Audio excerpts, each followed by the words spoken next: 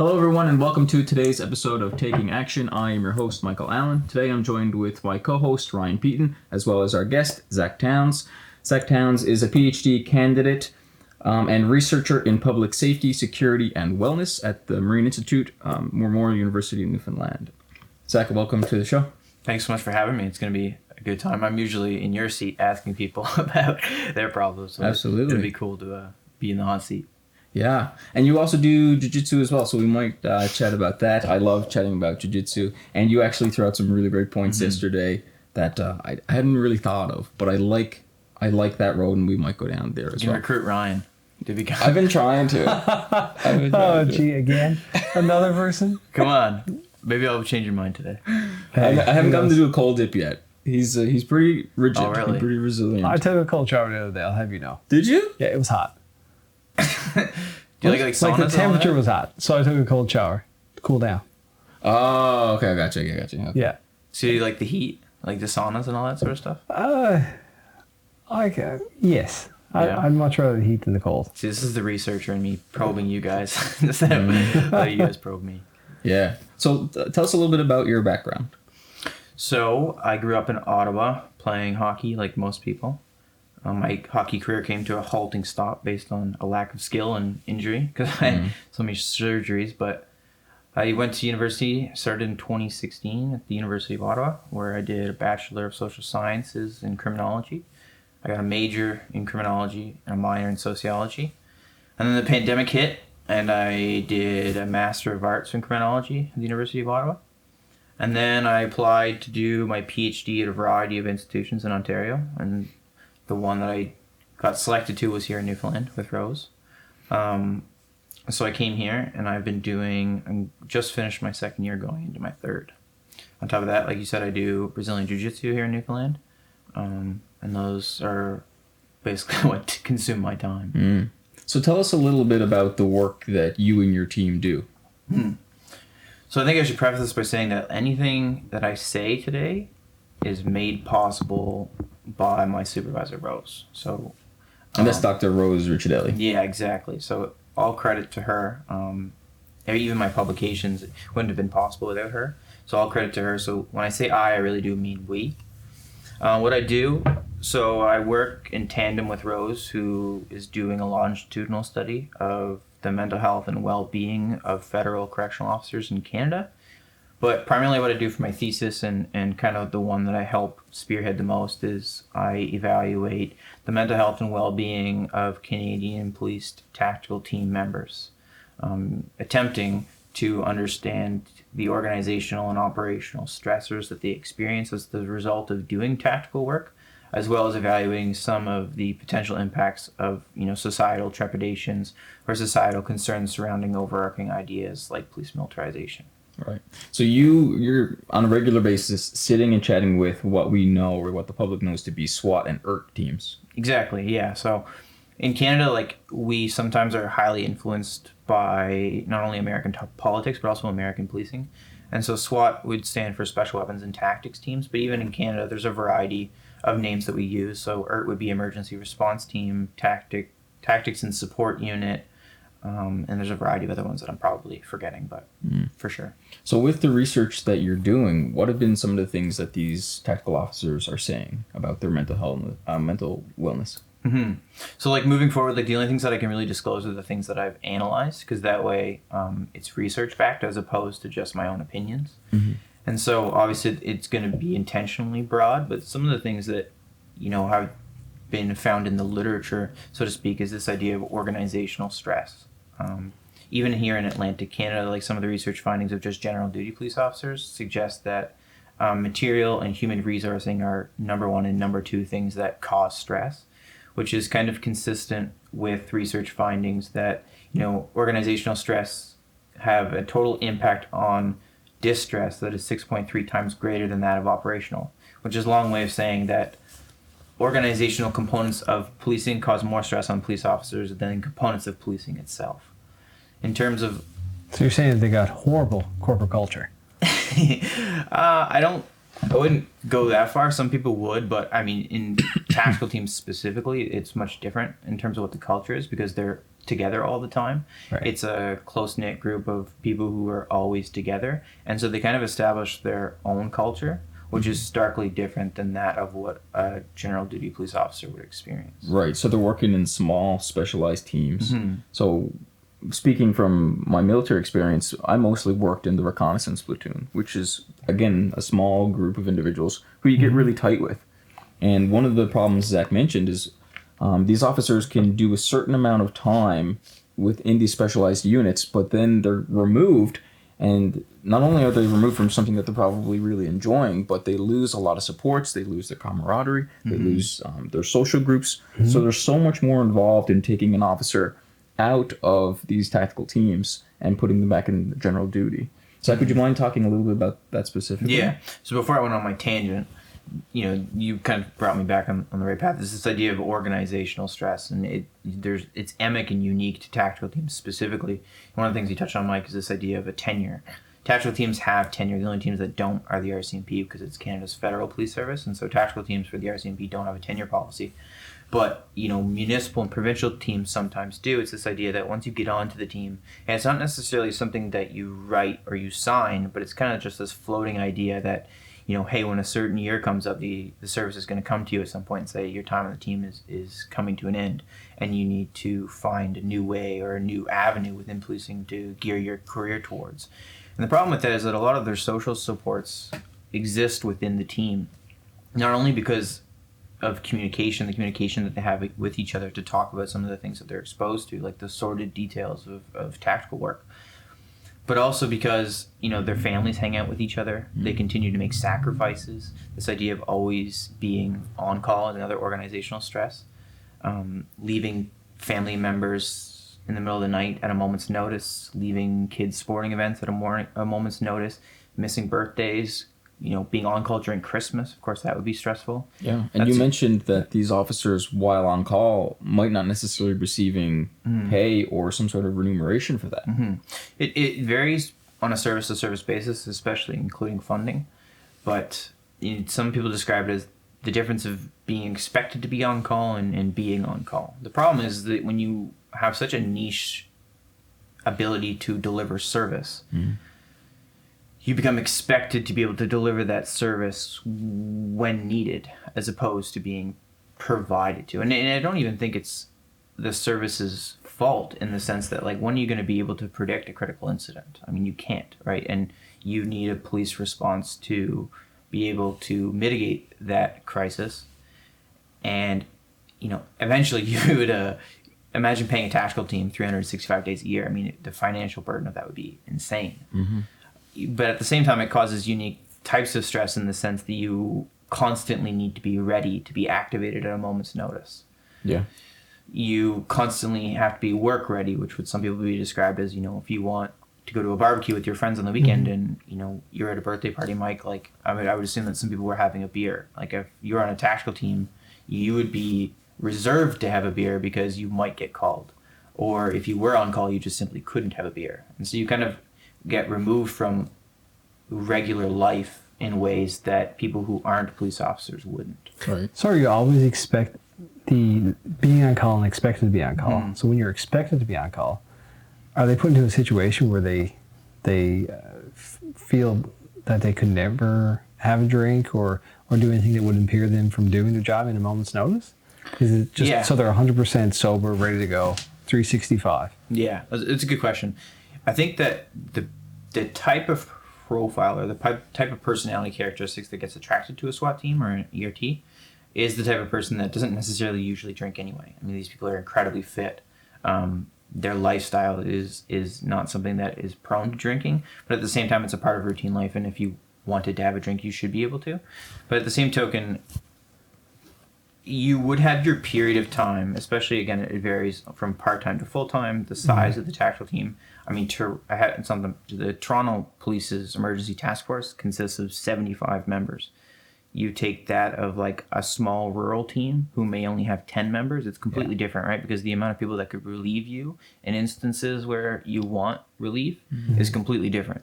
If you only have 10 people who can deliver a service, then the pressure on you to not only assist your teammates, but Yeah. also assist a call that is beyond the capabilities of patrol to resolve effectively is drastically increases. So what kind of... Oh, go ahead. So for these guys, every day is a Monday. Friday never comes. I think some of them perceive it to feel like that, yes. Oh. Especially when you talk about part-time teams who have collateral policing responsibilities, which is basically just saying that they have one role within the police institution, and tactical work is just something that they take on because they're passionate about it. Right. And so you'll work your 4-day rotation, be it patrol or some other form of specialized policing, organized crime, drug unit, so on and so forth. And then, every Wednesday they train. So you work 4 days. The 5th day you train, you get 1 day off, and then you go back to your regular routine. Okay. Right? And so when you continue to make those sacrifices for public safety, you also retract the amount of time that you have available to hang out with your kids, hang out with your friends, hang out with your wife, go on a date, go farther out of town, so on and so forth. Yeah, it sounds like it really takes a special individual to be able to service this role. I think so. And, I think that's when feelings of frustration emerge, especially not only in, the public rhetoric in terms of the social appetite of discussing things like policing and tactical teams, but also the rhetoric of defunding the police that became so popular. When you begin to make sacrifices, and some of these sacrifices are unseen both to the public but also other police officers, that's when unique frustrations of, why the heck am I even doing this? It would be a natural inclination to feel something like that. Absolutely. I worked with a lot of police officers in the military, and I'm proud to be able to talk about some of the issues that they're facing today on this podcast. So thank you very much for reaching out and wanting to share some of these things. Did you have something you wanted to say? Yeah, well, I was just going to take it from a different perspective, and I was curious. And I'm going to ask this question and generalize it. I'm going to acknowledge that there's probably women on these forces and in different sexualities. So I'm just going to generally speak, and I'm going to assume that most of the members are men, and most of the members are men who possibly have wives in that situation. Understanding that, it could be any type of situation there. But do you do any research for the partners of the people serving and the stress that it has to be with somebody in a role like that?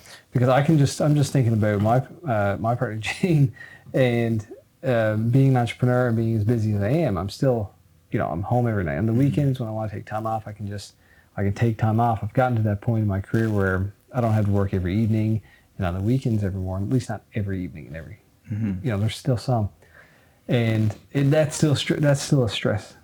I can't imagine what she will go through and what the partners of these people that serve go through supporting that type of a career choice for the partner.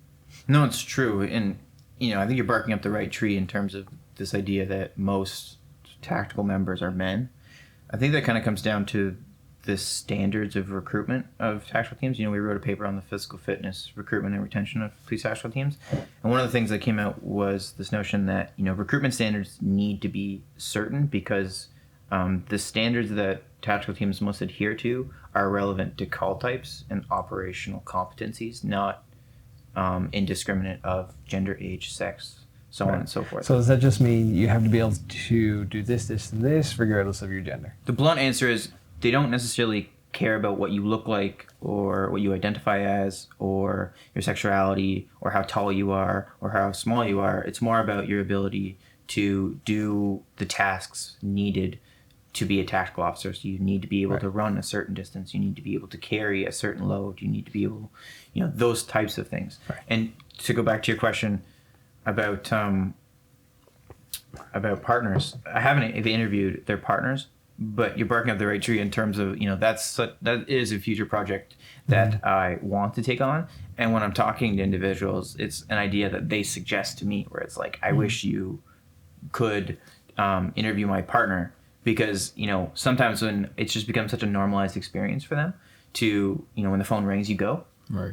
But it's something that causes a lot of guilt in terms of if you don't answer the phone, that your teammates are on the other line responding to dangerous, high risk, and violent calls for service, that you have a unique skill that you could provide to help them. but also at the same time, you're leaving your partner and your family at home to do so. And so how do you manage those two unique forms of guilt? Depending on the work too and the frequency of it, the individual could be closer with their team members than they are with their own family. Closer is a unique word. I think much similar to other forms of occupations. I mean, sometimes you could be exposed to your colleagues more often than your family members. Mm-hmm. I think that there is a bond that is formed between tactical officers and members on the team. But yeah, 100%. I mean, there's undoubtedly familial sacrifices that they make on a routine basis that nobody knows about. It brings a whole new meaning to I trust this person with my life. Oh, 1,000%. 100%. And when, it exacerbates or reverberates or whatever synonym we want to use, it makes worse those experiences when they say that we don't have enough members on the team to fill workload gaps, and then they have to find either patrol officers or other members from other services to come in and supplement those resources. Like, I need a patrol officer to stand in this exact spot while I go and do it so that nobody comes up behind me. Mm-hmm. And so, that creates feelings of stress because you're not used to the people on the team that you're normal or that you entrust your life with. Right. You don't know if this person that you don't really know is going to do the job correctly, and that puts you in a potentially dangerous situation without that trust there. So it's another layer of stress. Mm-hmm. Absolutely. Yeah. And then we're getting into now the budgetary restrictions that these officers face. Mm-hmm. I believe you mentioned that I believe it was Ottawa gets like close on $1 billion or hundreds of millions of dollars, whereas Newfoundland is like less than $1 million or something crazy. Like, what are the numbers? So the RNC is unique in its sense that it is a municipal police service that takes on provincial policing responsibilities that isn't equivalent to other police services within the same size and structure. The Ontario Provincial Police is a provincial police service that is responsible for detachments across Ontario, and they receive north of $1 billion a year. The RNC is similar in its sense that it provides provincial policing responsibilities, but it receives something within the ballpark between 40 to 52 million a year. And so it's kind of emblematic of like the funding that comes from the federal and provincial governments, but it's also suggestive of the size of the service. Right. So someone who is applying to that position, they would need to be an active duty officer with rappelling experience or rock climbing experience or rope access experience or something along those lines. Jeez, Mike, you're only missing one of those things. Should become a cop. You should apply. Become a cop and you hit all the checklists. If they're watching, you got to get this guy. Okay. I'm more interested in cybersecurity now. If you need me for cybersecurity, there you go. Shameless plugs all over the place. It's a good point. Most of the time they can train you to be that, but in terms of what the recruitment standards, when you're actually looking for a team, again, another component that was in the paper that we wrote, in terms of it varies on a service to service basis. So some teams require, a first class constable who has 3 years of experience. Some require a first class constable with 5 years of experience. And then you apply, and then you go through, a series of tests, be it fitness, a written test. You get screened in that way. You might have an interview.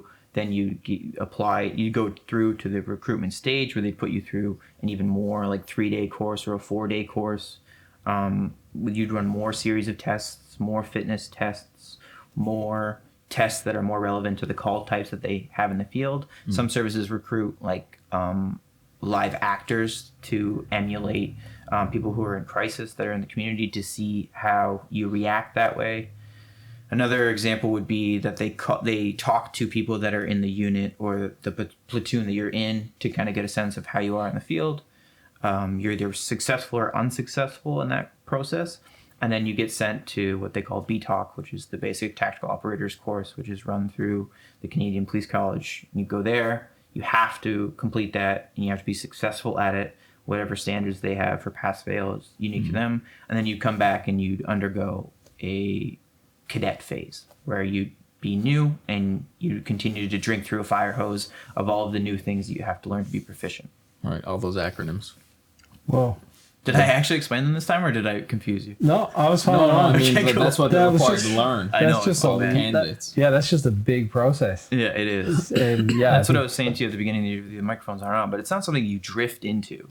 So when we start talking about people who are on tactical teams, like these are conscious choices that people make. And most of them, we had actually written a paper in the correctional space, correctional emergency response teams.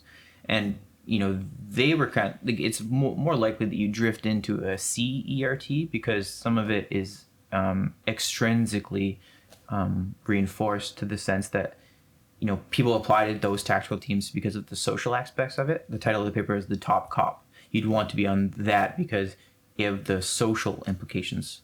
That's one of the reasons. Whereas in, tactical work, it's so hard to get on.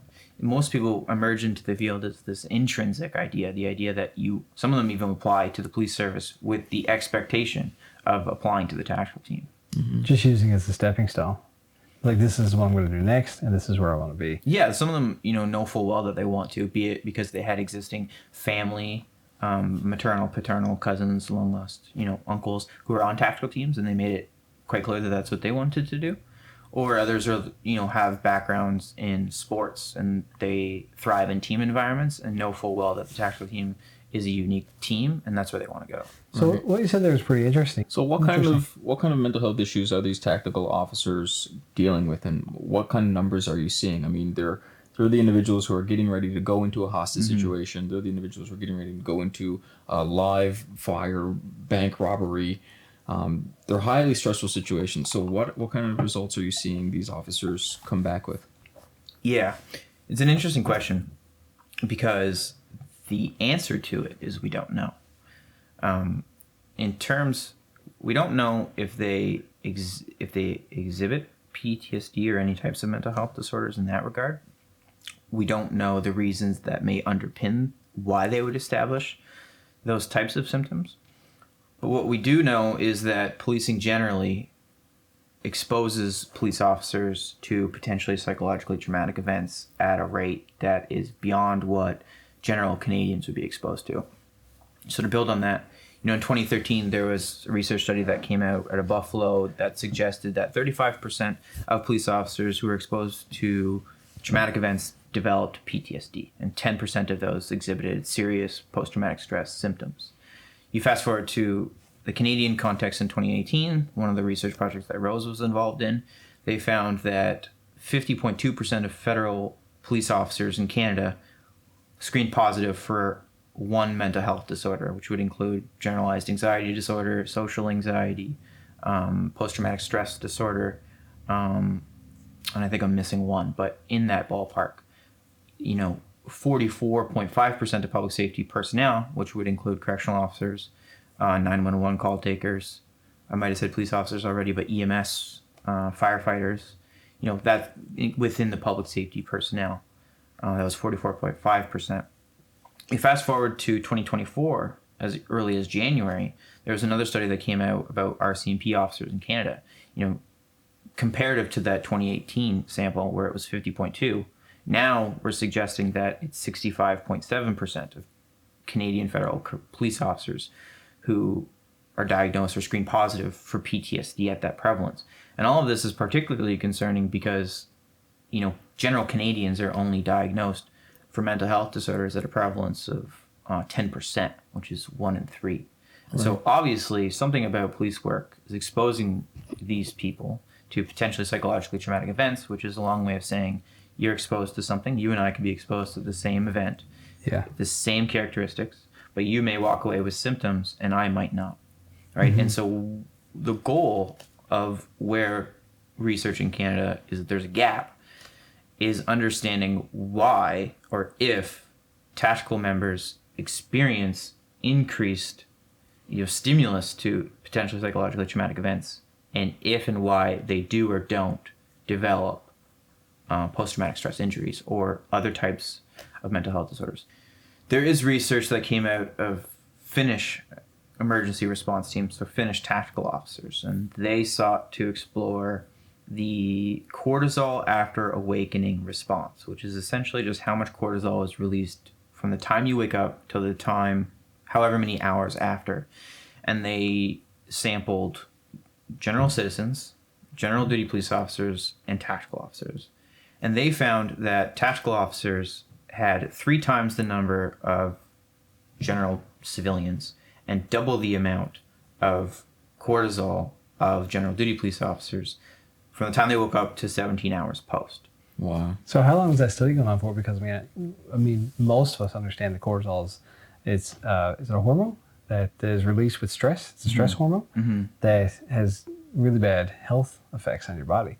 So to experience those kind of negative health effects on your body over a long term, has that research, or do you know if that research has gone into understanding like maybe even reduced life expectancy, a variety of health problems, like an increased number of health problems, like heart conditions and things like that? That's an interesting question. There was some studies coming out of Australia where they found, findings that the tactical teams exhibit more cortisone instead of cortisol. Again, qualitative research, so I have no idea what that means. Right. I think it's just a different type of hormone. Yeah. There was also research that came out of, a lab in Toronto where they tried to modulate their heart rate during high-risk critical incidents, just police officers generally, to try and reduce the amount of cortisol and high-stress hormones that come out of responding to critical incidents. But again, I don't know if it impacts life expectancy or anything like that. Do you know what this is kind of reminding me of? It's you're the mental health researcher of what NASA has done to technology. So I don't know about so let me just explain a little more, because you're probably like, Ryan, what are you talking about? Yeah. Well, yes. What are you talking about? Thanks, Michael. No. So if it wasn't for the space race, and I'm going to have a hard time coming up with examples, if it wasn't for the space race in the 60s, they came up with a whole bunch of technology for astronauts that then improved the daily life of the general public. And if it wasn't for the wars that we've experienced in the past 100 years or so, then we wouldn't have technology for weaponry and things like that, because in times of war or like a space race or in the advancement of technology, it's the things that we take for granted, like even our phones and this kind of technology or memory foam for our beds and all this sort of stuff. It comes from an extreme need. We don't have memory foam because we want a better sleep. We have memory foam because NASA needed it for something, so they developed it. Right. And governments developed weaponry and technology to fight wars, and then we applied it to our everyday life. Yeah. And so what you're doing is research into mental health at its most extreme, strenuous types of situations and most extreme, strenuous type of job. So maybe we can better understand mental health, and that can trickle down and help the everyday person with everyday stresses, or everyday entrepreneurs. Just look at the gas mask, for example. Now, I've been trained on a gas mask in the military, C4 gas mask. But now when I go away to work as a rope access technician, I'll still be wearing a respirator, which is very similar. Yeah, so it's a prime example. So I'm hoping that from this type of research, and mental health has really we've only as a society started talking about it relatively new. Compared to everything else, mental health is relatively new. So I think the type of work that you're doing and the type of research and resources that are being put into it are really important, not only to get to the end goal of what you're doing it for, but I'm hoping there's going to be trickle-down effects to just help the average person, the average entrepreneur, the average doctor who's also in a stressful situation. You name it. We all face stress and anxiety. I'm hoping that from this, you get a better understanding for what you're trying to achieve, and there's some spin-off results for society in general and mental health. For sure. But actually, go ahead. I think they experience the part. You make a good point, and I'm glad you touched on it. I think what is absent from public discourse on policing generally is the fact that, despite them wearing uniform, and again, I might sound like an imposter here because I'm not a police officer, but the biggest thing is that there seems to be, especially when you lace somebody up in accoutrements that make them look less human, it becomes easier to ascribe negative connotations about them and remove the kind of humanizing aspect to them, like the fact that they're fathers who experience stress, or like the fact that they have partners at home waiting for them, which are all kind of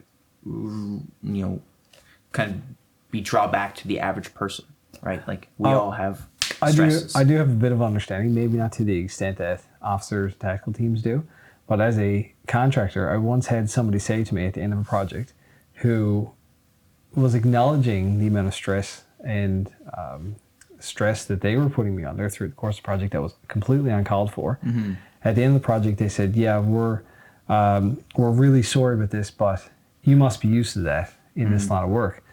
And I kind of said, no, I'm just as human as you are. Mm-hmm. That was I appreciate your apology, but all that was what you did was uncalled for, especially when I was there through the process to help you, and we were working towards the same goal. So it's funny that you mention that, because I feel that to various different degrees, depending on what your profession is and what you're into, when you step into that role, the public or the people you're providing service or products to can have a tendency to forget that we're all just people. Mm-hmm. No, for sure. And I also think, there was this research project or this book that came out from a former, RCMP member, and it's called Setting My Sights on Stigma. And one of the things that he talked about in his book was this idea of the self-stigma that emerges when you do begin to experience symptoms of PTSD or any other forms of mental health disorders that result from your work or result from this idea of an occupational stress injury, the stress injury that emerges from your occupation. And this idea that, sometimes tactical members feel an increased need to kind of stick it out because they become, at least to his words, I won't generalize it to my findings because I just haven't got that far, but in his words, and I think it's probably generalizable, they worry about, maybe not generalizable, but they worry about their membership to the team. Mm-hmm. This idea that if you do receive a diagnosis or you do seek treatment, it will run the risk of you being a tactical member. And because of what we were talking about before, in terms of their emotional supports coming from the team, running the risk of being removed from the team is like the worst thing possible. Right. Absolutely. It's a tough thing to be in that line of duty. I mean, I have a lot of respect for officers, especially at a high level like that. There's two sides to every story, and you have to understand that police officers' subjective opinions are bound by their professional standards sections. And so when we think about the ways that we consume media, most of the time it's from, popularized media or quote unquote mainstream media, which is a word that has become vilified. But, think about CBC, CTV, VOCM, so on and so forth. And then also things like Twitter, right? And so when you think about police officers, they can't reach out to journalists. They don't have Twitter. And so when you begin to think about how does one's voice get heard, seen, and valued, most of the time police officers don't have the agency or capability to provide input to calls for service that they might have tended to. Mm-hmm. So let's say you're a contractor and you went to, and you built a building, and you talked about it at the beginning of the interview in terms of let's say you paid your property taxes, right? But somebody tells a reporter that you didn't pay your property taxes, and then something comes out in the media that Ryan didn't pay his property taxes and therefore Ryan shouldn't be a contractor anymore. But you're a police officer and you went to the call for service and you kind of have some of the situational context to which the call unfolded, but yet you can't say anything in popularized media or on Twitter because you're bound by not only what you say in terms of if you say the wrong thing, you could get an internal investigation. You could be consequenced by your professional standards section, and so on and so forth. So I think the biggest thing is that there's two sides to every story. Not everything that you consume through popularized media is a necessary or an authentic reflection of some of the things that unfolded or the types of personality characteristics that people like to project onto police officers. Right. You mentioned the other day that these special forces teams, these tactical officers, they could do 9 out of 10 jobs perfectly and be completely behind the scenes. We didn't even know what they were doing, but that one moment a job takes longer than normal, and then it's in the public's eye, it's almost immediately seen as a negative thing because we're so unused to hearing about them and the work that they're doing. Yeah, it's a great point. The thing about criminal justice generally is that we're socialized as a society to enjoy punishment, if that makes sense. Think about all of your favorite shows on Netflix. I mean, what comes to mind is Mindhunter, which is basically about an FBI agent who goes into the penitentiaries and interviews serial killers. When you start to think about this, like, it's craziness that we consume that kind of content and like it. There's also the running joke that serial or another one is Dahmer that came out on Netflix. Like, we love to consume punishment, and the same is true for things like policing. Like, we love to consume things that are about policing.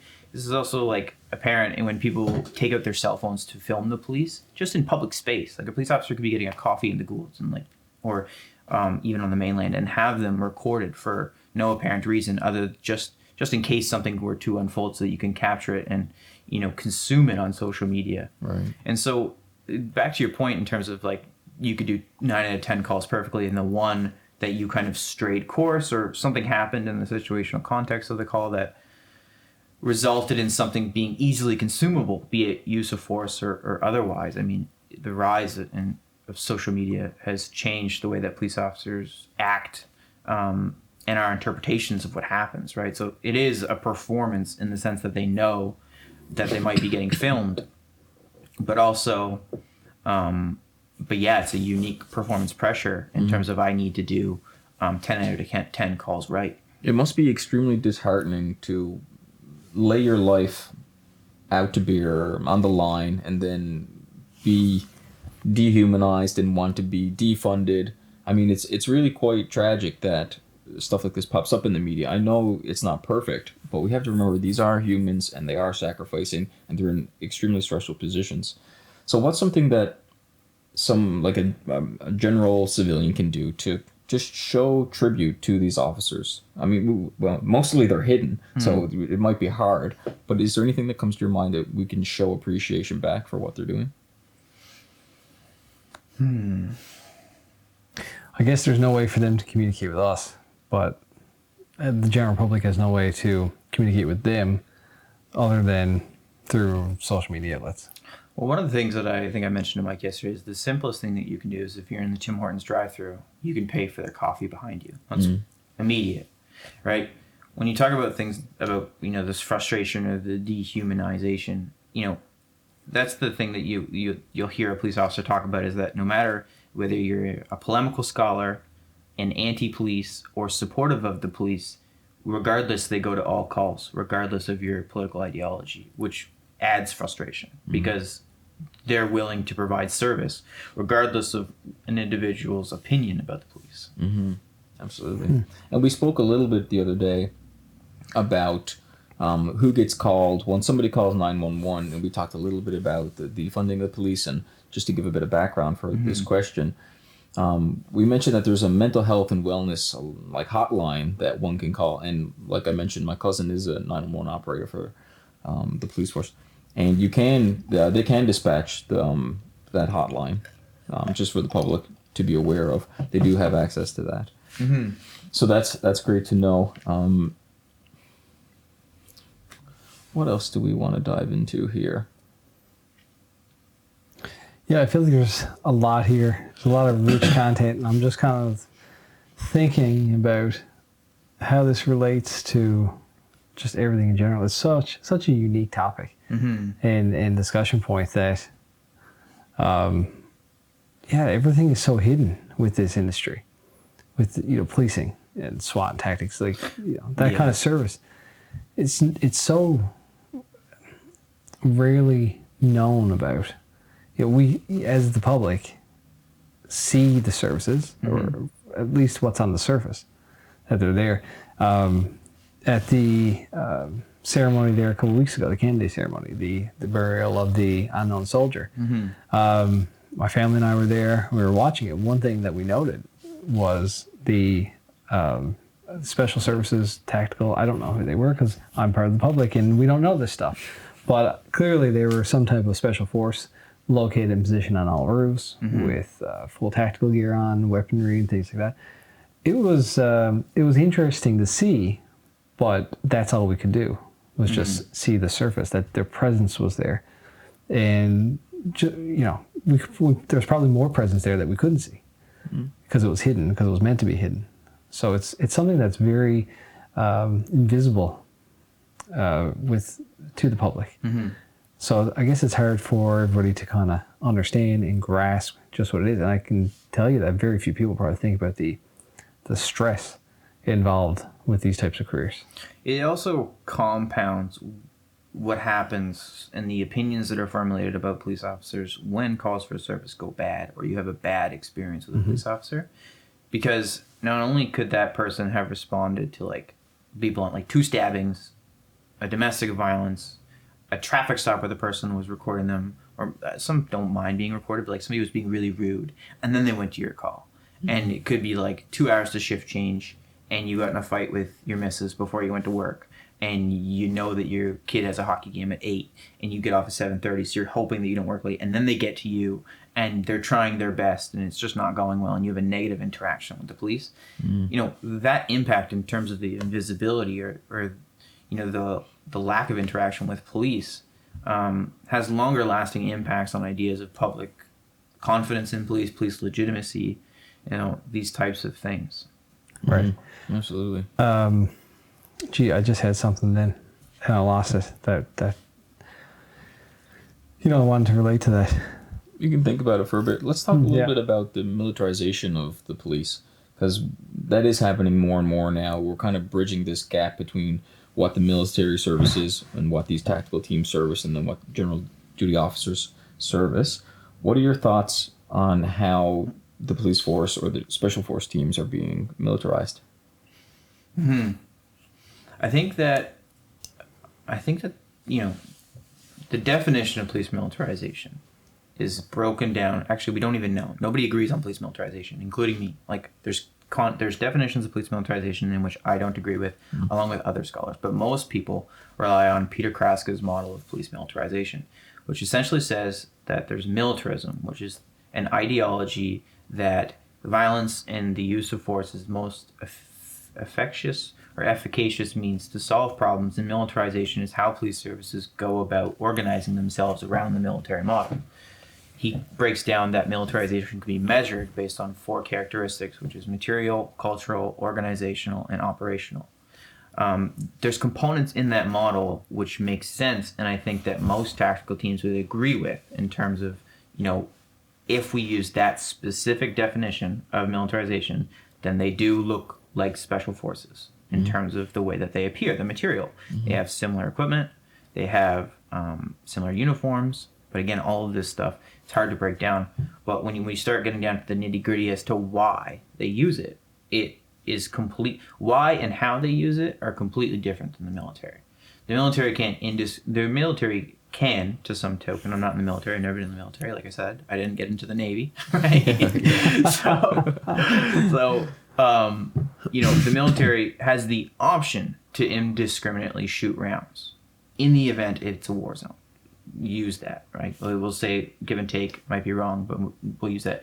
Police forces are accountable for every single round that they fire, and they can't fire without having a line of sight of the individual that they're firing the round at, right? So completely different. Police tactical teams don't have rifles, they have carbine rifles, right? The carbine is a very specific type of weapon that's designed for accuracy at a certain range, not to shoot indiscriminate rounds or as many rounds as possible. So there was a research study that was conducted by Vickers and Lewinsky, and they found that tactical operators, because of the amount of training that they receive, have an ability to identify threats and, you know, in shoot situations at an increased threshold in comparison to patrol officers. You know, that's consistent with findings from Rojek in like 2008, where they reviewed the operational records of tactical teams in America and found that tactical teams, out of like, let's say 400 calls, I may be butchering that, I think it's somewhere in like 350, or let's say we'll just do a whole year, they only used force in 0.03% of calls.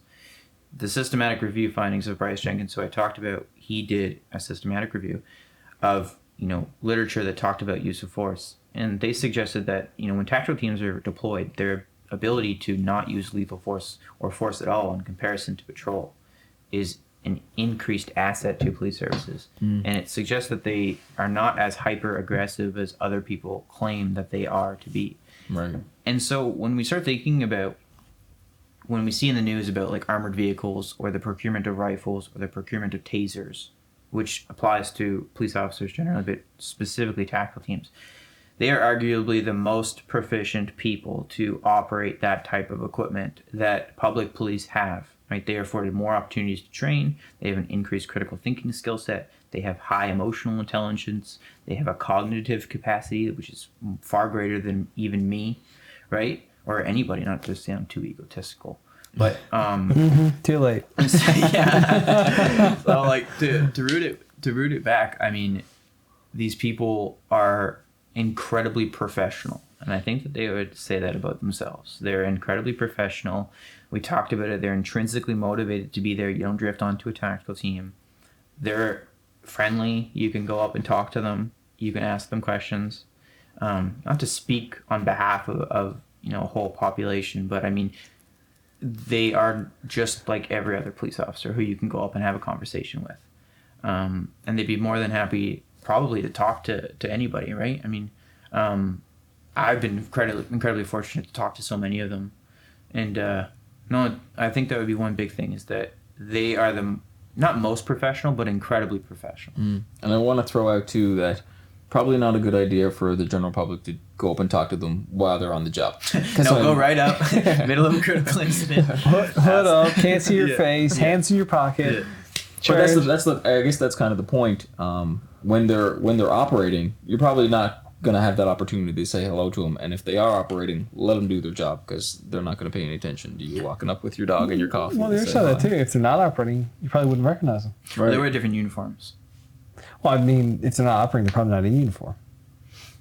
Sometimes. They're hard to spot, though. They operate in the middle of the night, which kind of reinforces that idea of them being invisible. But if we're concluding, I brought you guys a gift, okay? Oh, So, Well, I actually have one more question. Okay. That I wanted, just for our listeners out there. Maybe if we have any listeners that are interested in a career in any type of policing or tactical or law enforcement, correctional, you name it, that whole industry, I'm going to group it together as one big whole, even though I know there's individuals. And what advice would you give to somebody who's considering a career in that industry as a whole, in all the different aspects of it?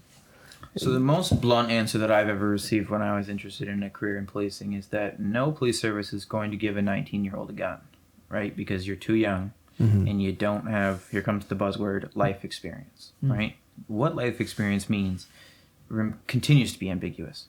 But what I would say is that you need to, if you're doing a university degree or you've completed a university degree, you need to subject yourself to scenarios in which you will be exposed to in said field. So be it corrections, be it policing, you need to come and it's like service delivery. You need to be in a role where you can de-escalate, be it hospital security, be it regular forms of security, be it working at a bank where you're communicating with people. The ability to communicate with individuals and use your words to bring them from an elevated state of hyperactivity back to a normal state. Group homework is another great one. Okay. That's what I would recommend. So focus on being able to de-escalate situations instead of escalating situations. Yeah, 100%. 100%. I think the biggest thing across various forms of public safety work is not being exposed to the types of traumatic events that police officers, correctional officers, EMS, firefighters are exposed to for the first time on your first day, right? And I think that training, right? But everyone will tell you that like training isn't the real world. Like you kind of step into it, right? And then you trial by fire. But I think like one way that you could kind of mitigate that would be to expose yourself to those types of things in vocations before policing, so that you have a fundamental understanding when you move into policing, if that makes sense. So exposing yourself to getting yelled at, getting sworn at, dealing with people who may have mental health issues, disorders, de-escalating them. I mean, I worked in a group home in 2019 to put myself through my undergrad. And there's times when like they would say things that weren't nice, right? So like exposing yourself to those types of things before you get into an incredibly stressful job would be helpful. There was a lot of overlap between the members in the military and then people eventually come on or go on to become police officers as well, especially with corrections as well. It's like when I was in the Royal Newfoundland Regiment, it was mostly police officers, firefighters, and correctional officers that I was surrounded by. So it was a unique group of people, for sure. Now I gotta get Ryan to jiu-jitsu. Yeah, okay. So just back up one more thing. To finalize, I know this is not a yes or no question, but maybe yes or no. Would you recommend? I know you are not actually an officer. You said it a few times, but I feel like you've got a true deep understanding of what the job entails, given the amount of research you've done. Would you recommend it? If someone's like, yeah, I want to get into it, would you be like, yeah, you should, maybe you shouldn't?